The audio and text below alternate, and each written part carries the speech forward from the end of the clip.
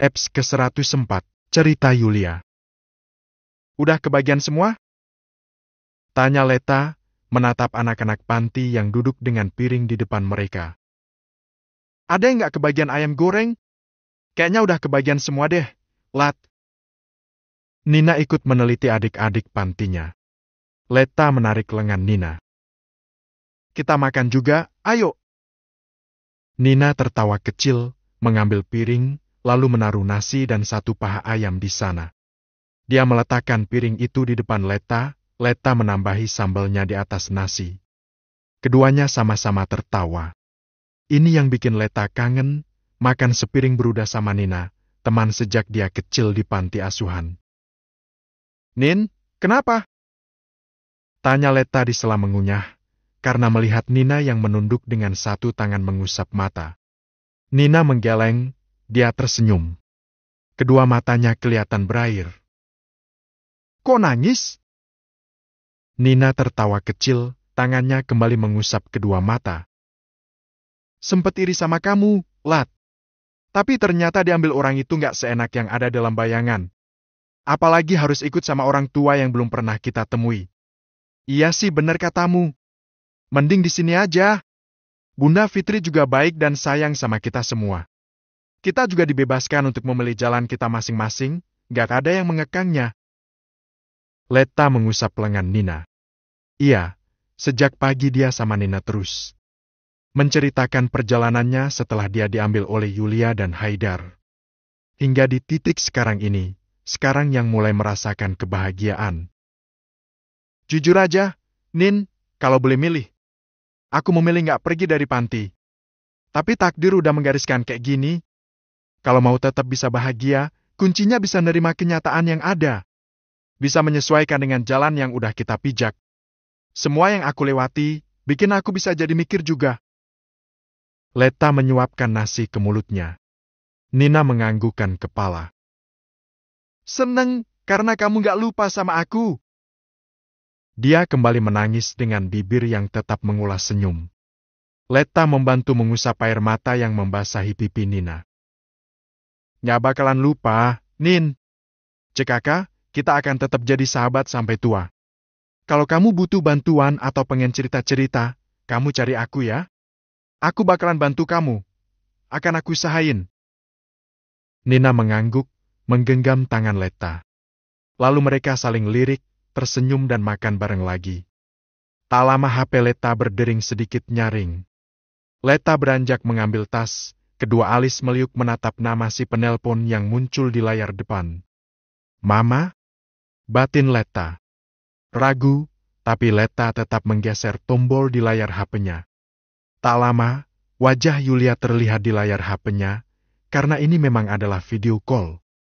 Yulia tersenyum melihat Leta. Lat, gimana kabarmu? Tanyanya. Leta membalas senyum itu. Sehat, Mama gimana? Sehat juga, kan?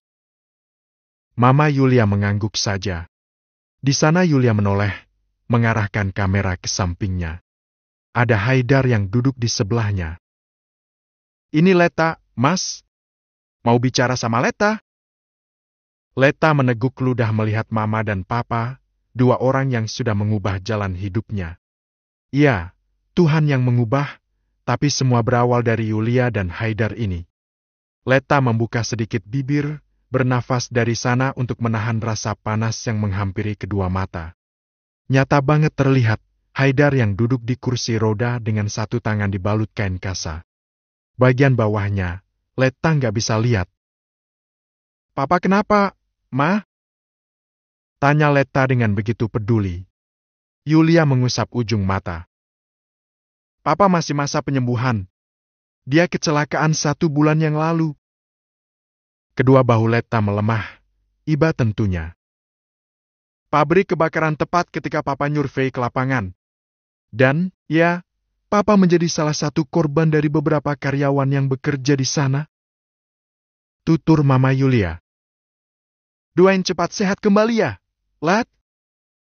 Leta makin meneguk ludah, tenggorokannya terasa kering banget. Dia mengangguk dengan tatapan tak tega. Semoga papa cepat sembuh. Yang sabar ya, Ma, Pa. Bentar ya, Lat. Yulia menyerahkan ponsel itu ke Haidar. Tak lama terdengar suara Yulia yang berbicara pada orang dengan bahasa Inggris. Pa? Sapa Leta, tersenyum kikuk. Haidar tak bicara, hanya menatap Leta sebentar dan memilih membuang muka. Bukannya nggak suka sih, lebih tepatnya malu. Papa sama Mama nggak pulang ke Indonesia? Tanya Leta, tetap berusaha ramah dan sopan. Haidar menggelengkan kepala. Gimana kabarnya Cakra? Leta mengangguk. Cakra sehat, Pa. Hari ini hari pertama ujian akhir sekolah. Oh, doain Cakra lulus dengan nilai yang baik ya, Pa. Pinta Leta. Haidar menyunggingkan senyum. Mau nilai baik gimana? Cakra aja nggak pernah masuk ke kelas. Malah lebih sering masuk ke BK daripada ke kelasnya. Sekarang Cakra udah nggak gitu kok, Pa. Dia udah berubah. Malah nilai TRIOT-nya paling rendah ke 90.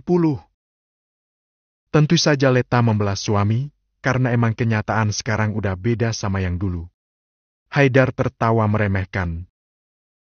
Papa angkatnya yang sekarang bayar berapa ke sekolahan? Sampai nilai Cakra dibuat tinggi begitu? Leta mendesah panjang. Papa Vela nggak bayar apa-apa kok. Cuma nasihati Cakra sama nemenin Cakra belajar tiap malam. Haidar masih tertawa, ada ejekan dan tak percaya dari wajah itu. Kapan itu pihak sekolah nelpon saya? Mereka melaporkan tindakan Cakra yang gebukin teman sekolahnya. Nyuruh saya datang ke sekolah. Kupikir Velak tidak memenuhi panggilan itu. Leta mendesah panjang lagi. CKK, udah dikasih sakit, ternyata nggak ada berubahnya, kan? Jadi pihak sekolah tahu nomor Papa Velak dari Papa? Tak ada jawaban dari seberang sana. Tapi ponsel berpindah ke Yulia. Wanita yang masih saja terlihat cantik itu tersenyum dengan punggung tangan yang mengusap kening. Mama tadi ngobrol sama siapa? Tanya Leta. Sama pembeli, Lat. Kening Leta berlipat. Mama jualan apa di London? Ada senyum getir di bibir Yulia. Jualan baju-baju bekas. Baju Mama sama Papa ada banyak banget. Lumayanlah untuk pemasukan, biar bisa kembali ke Indonesia juga. Mendengar itu kedua mata Leta melebar, tentu saja dia terkejut. Mau nanya yang lebih lagi, dia nggak berani. Salam buat Cakra ya, Lat. Mama kangen sama dia. Kalau dia ada waktu, Mama pengen ngobrol, ketemu sama dia lewat telepon seperti ini. Leta bisa melihat ada kerinduan dari tatapan mata Yulia. Bahkan kedua mata Yulia berkaca-kaca.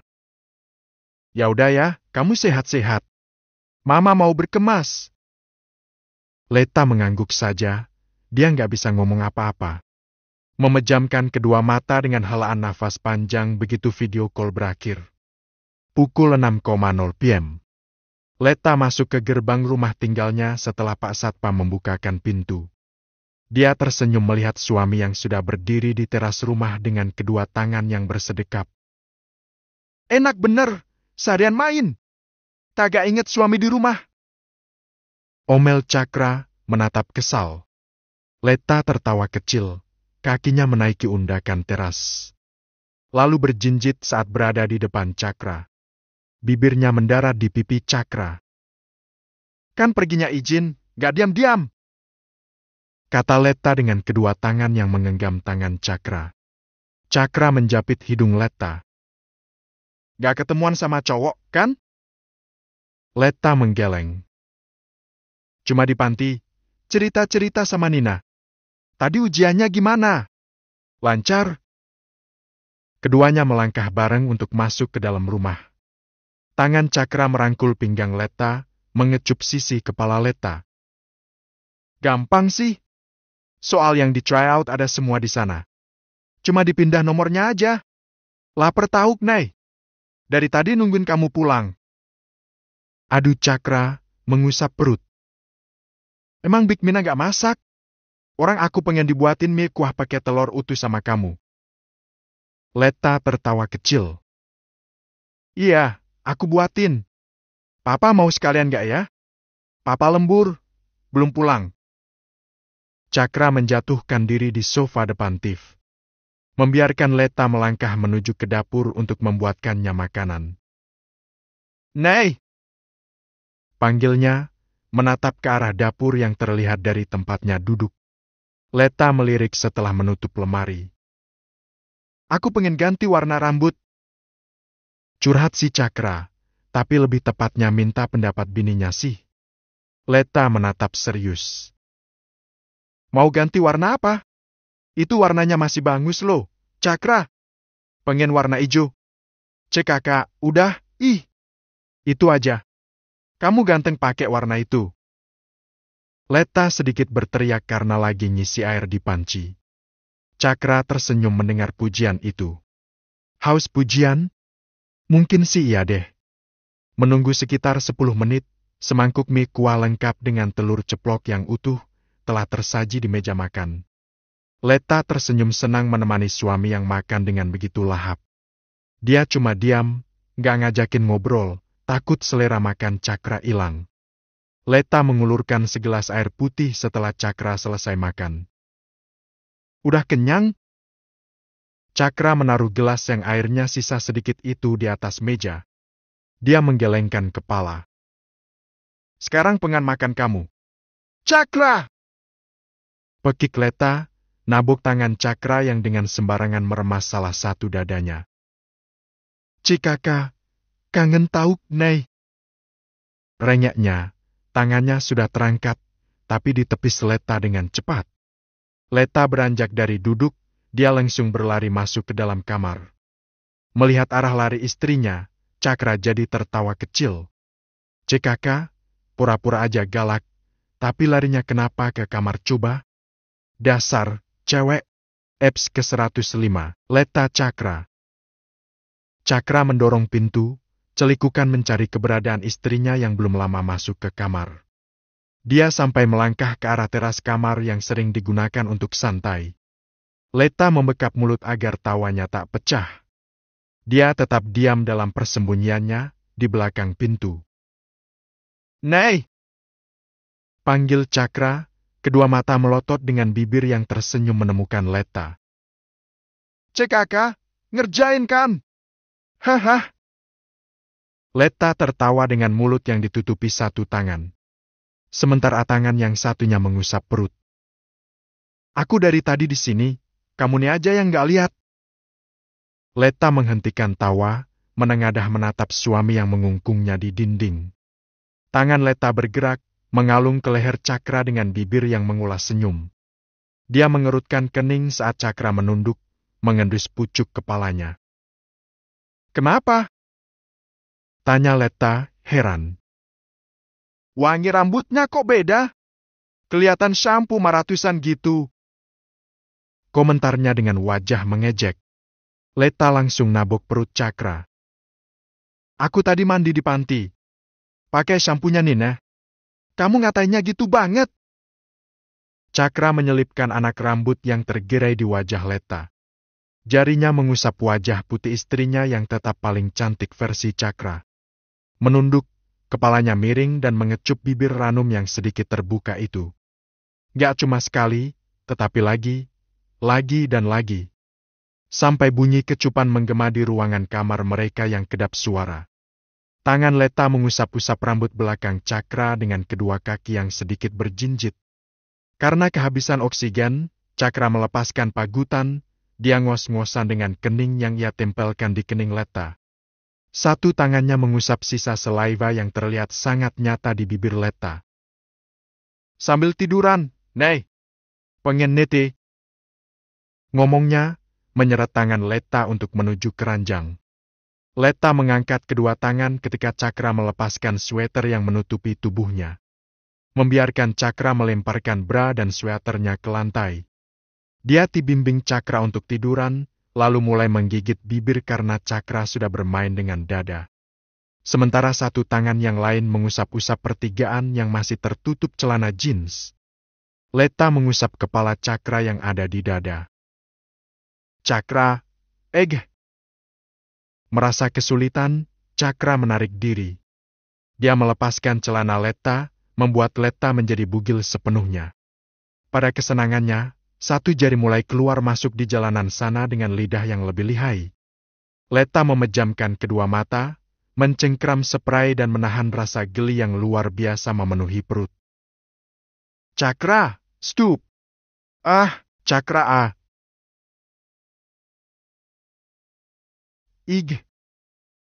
Lengkuhan panjang keluar dari bibir Leta dengan pantat yang terangkat ke atas.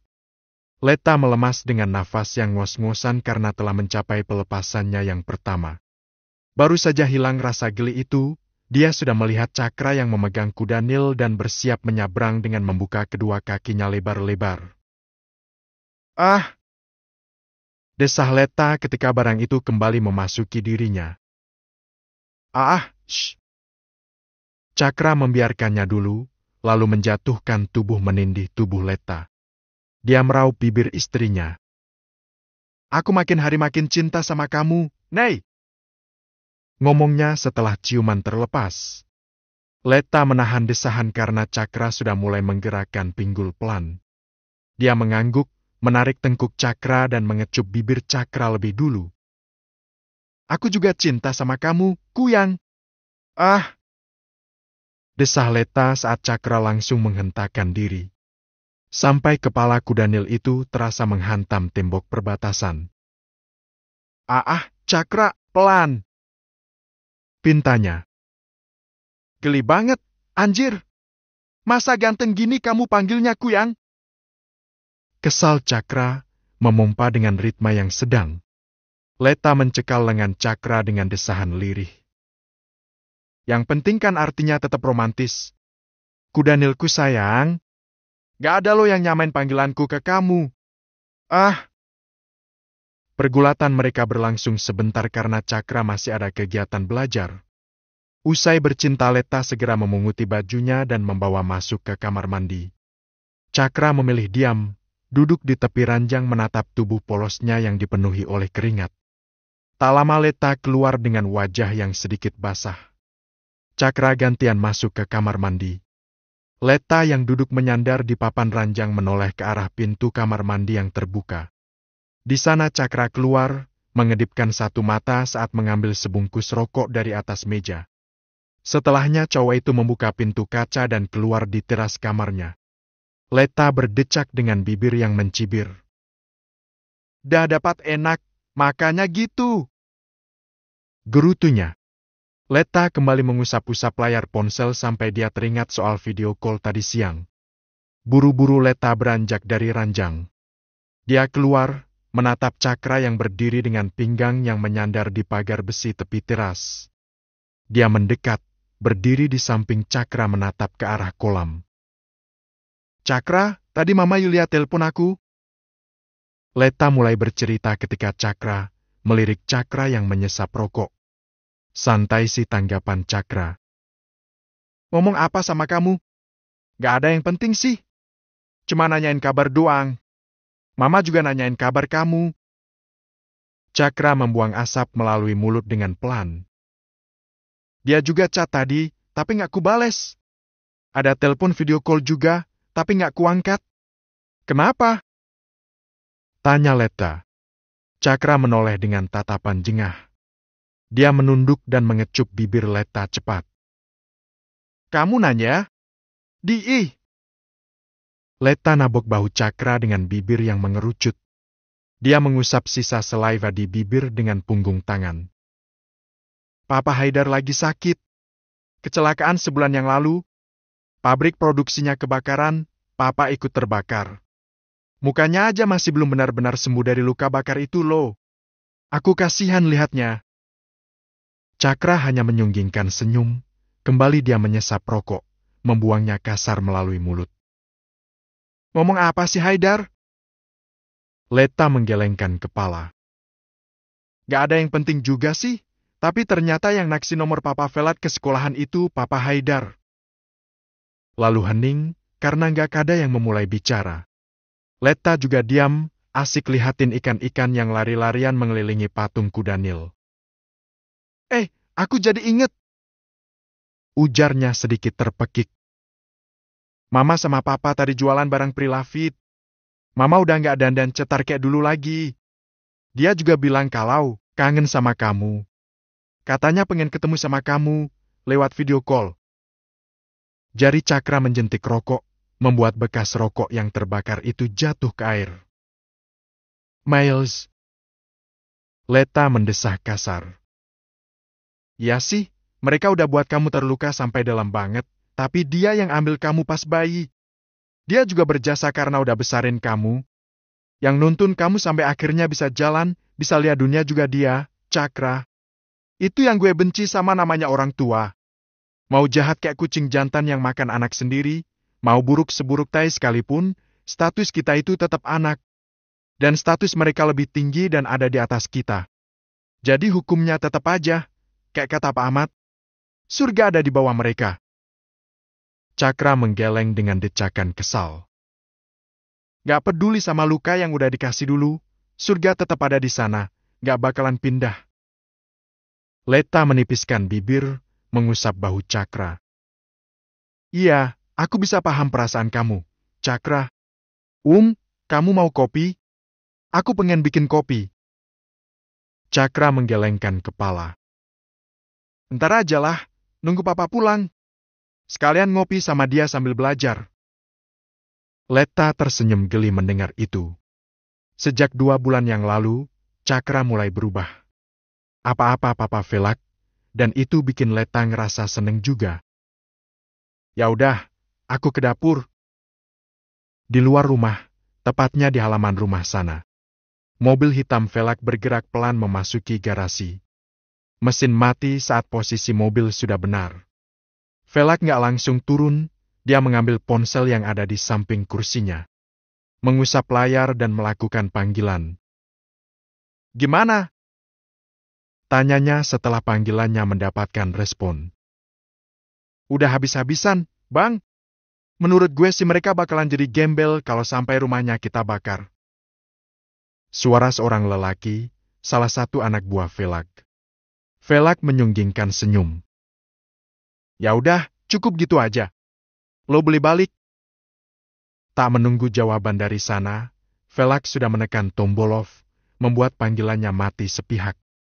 Pembakaran pabrik produksi milik Haidar memang bukan murni kecelakaan kerja. Ada campur tangan Velak di sana. Dia cuma bakar pabrik produksi dan menabur kesalahpahaman pada 70% partner kerja Haidar. Perusahaan yang semula berjaya itu kolaps seketika. Velak mendesah menjatuhkan punggung ke sandaran belakang. Cukup tahu diri jika Haidar dan Yulialah yang sudah membesarkan Cakra. Mau kasih perhitungan yang lebih lagi, dia tidak tega. Velak melangkah keluar dari mobil. Santai dia menaiki undakan teras dan masuk ke dalam rumah. Tatapannya bertemu dengan Letta yang sedang meniup kopi, duduk di samping panci sendirian. Pa? Sapa Letta dengan senyum manis. Sendirian? Tanya Velak, menatap ke arah pintu kamar Letta. Ada Cakra di kamar. Lagi ngerokok. Papa udah makan? Velak mengangguk. Tadi makan sekalian ketemuan sama rekan kerja. Letta mengangguk, gak jadi nawari untuk bikin mie.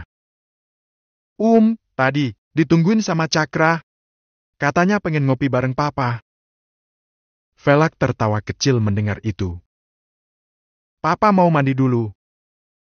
Velak melangkah masuk ke kamar. Melepas jas, meletakkannya di tempat biasa dan mulai melepas kancing ke mejanya. Meraih HP yang belum lama ia geletakkan di atas meja. Mengusap layar ponsel yang ada notifikasi masuk chat dari seseorang. Pak, boleh saya bicara sebentar? Velak menyunggingkan senyum membaca chat dari nomor Haidar. Dia menekan beberapa huruf di layar. Apa ada yang perlu kita bahas? Sand Haidar. Chat itu dengan cepat centang 2 biru. Tak menunggu lama, balasan dari Haidar masuk. Saya ingin Cakra menjenguk saya ke sini. Karena bagaimanapun juga, saya yang sudah membesarkan dia sejak belum makan sampai bisa berjalan dan sampai bisa sedewasa itu. Saya harap Pak Velak paham perasaan saya sebagai orang tua yang tak memiliki anak. 23,11